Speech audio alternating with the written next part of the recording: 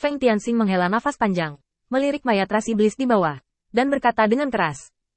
Teman-teman di pasar gelap, tolong bantu saya mengumpulkan mayat iblis yang mati ini. Di masa depan, Anda akan diberikan perlakuan istimewa ketika Anda datang ke kediaman Feng Tianxing saya. Setelah itu, Feng Tianxing juga meninggalkan tempat yang benar dan salah. Hanya ada senyum tipis di mulut Feng Tianxing. Mengatakan bahwa keuntungan terbesar kali ini adalah janji dari para pemimpin tertinggi ras iblis, yang cukup penting bagi Feng Tianxing.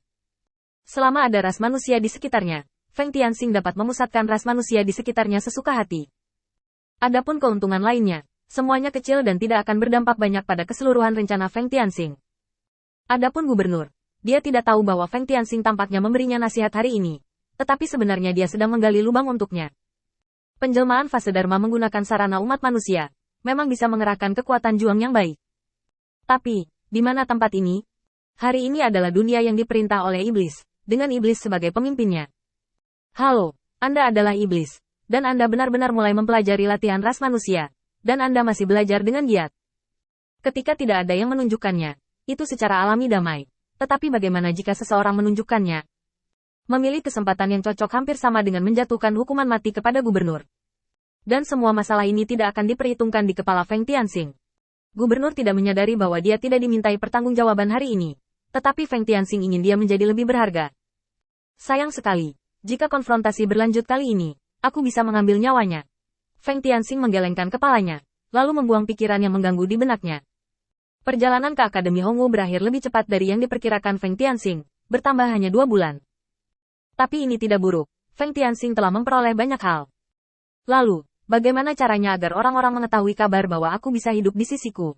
Setelah setengah bulan, Feng Tianxing kembali ke rumah Laksamana, membaca sekilas trivia rumah Laksamana, dan Feng Tianxing memberikan evaluasi yang cukup bagus. Berlebihan, bakatmu bagus. Hanya butuh waktu lama untuk mengelola rumah Laksamana dengan tertib. Aku akan bekerja keras di masa depan, dan aku akan mempromosikanmu ke posisi pelayan ketika aku kembali.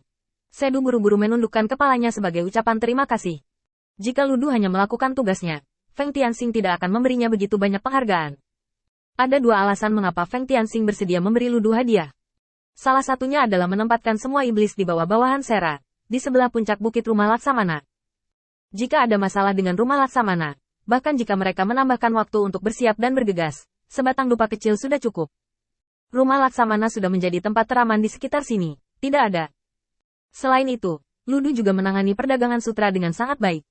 Di yurisdiksinya saat ini, para bangsawan sudah memiliki kebiasaan memakai sutra untuk pamer, yang sangat bagus. Tuan Hui Feng, masih ada satu hal yang belum diurus sekarang. Bagaimana memediasi hubungan antara ras manusia dan ras iblis? Awalnya dibuat oleh ras iblis di bawah Rou Yu, tapi kali ini, Tuan Feng, setelah Anda mengatur umat manusia untuk melakukan sesuatu, mereka menganggur. Jika bukan karena mendengar bahwa Anda akan kembali baru-baru ini, Rou Kek menghibur mereka, saya khawatir mereka akan memberontak sejak lama. Wajah Feng Tianxing terlihat serius. Aku mengerti. Aku akan menangani ini nanti. Setelah selesai berbicara, Feng Tianxing bertemu dan yang lainnya lagi, dan secara singkat memahami urusan mereka. Kemudian dia kembali ke posisinya dan melihat sekeliling, dengan sedikit kehikmatan di wajahnya. Mewah, tolong biarkan Rou Wei datang. Aku ingin mendengar apa maksudnya. Lagi pula, iblis dan Feng Tianxing ini masih dipisahkan oleh satu lapisan. Mereka adalah spesies yang berbeda, tetapi Feng Tianxing bukan. Di bawah premis untuk melepaskan iblis-iblis ini, Feng Tianxing secara alami membutuhkan bantuan Rowet untuk memahami apa yang dipikirkan oleh iblis-iblis ini. Tahu di mana minat mereka. Saat Rou Wei masuk, ada iblis di belakangnya, diselimuti jubah hitam. Feng Tianxing tentu saja tahu siapa orang ini. Si Yeming, yang awalnya disebut olehnya secara pribadi, ditutupi dengan mata besar. Melihat si Yeming juga datang, Feng Tianxing merasa sedikit lebih percaya diri di dalam hatinya. Rou Yu, beritahu aku, apa masalah mereka baru-baru ini? Kudengar mereka akan membuat masalah. Feng Tianxing bertanya dengan sangat serius. Sebelum Rou Yu sempat menjelaskan, si Yeming, yang berada di samping, bergegas maju dan berlutut di tanah. Tuan Feng, tolong jangan salah paham. Kami tidak memiliki ide untuk membuat masalah. Tetapi Tuan Feng akhirnya menemukan sesuatu untuk kami lakukan, yang memberi kami rasa memiliki. Tapi sekarang, kami hanya tidak mau menjadi iblis yang tidak berguna. Kata-kata si Yeming sangat tulus. Dan kesalehan terlihat dengan mata telanjang. Dengan sikap seperti itu, Feng Tianxing merasa sedikit lebih damai di hatinya.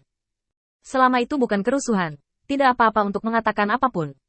Apakah itu karena kamu lebih baik dalam patung yang dibuat oleh umat manusia dan belajar lebih cepat darimu, sehingga kamu merasa bahwa kamu tidak ada bandingannya? Kamu memiliki perasaan krisis, dan kamu takut aku akan menggunakannya kembali, tetapi mengabaikanmu. Dia Yeming hanya ingin menjelaskan, tetapi tidak bisa berbicara. Memang demikian, umat manusia itu cerdik dan bisa belajar memahat sesuatu lebih cepat dari mereka.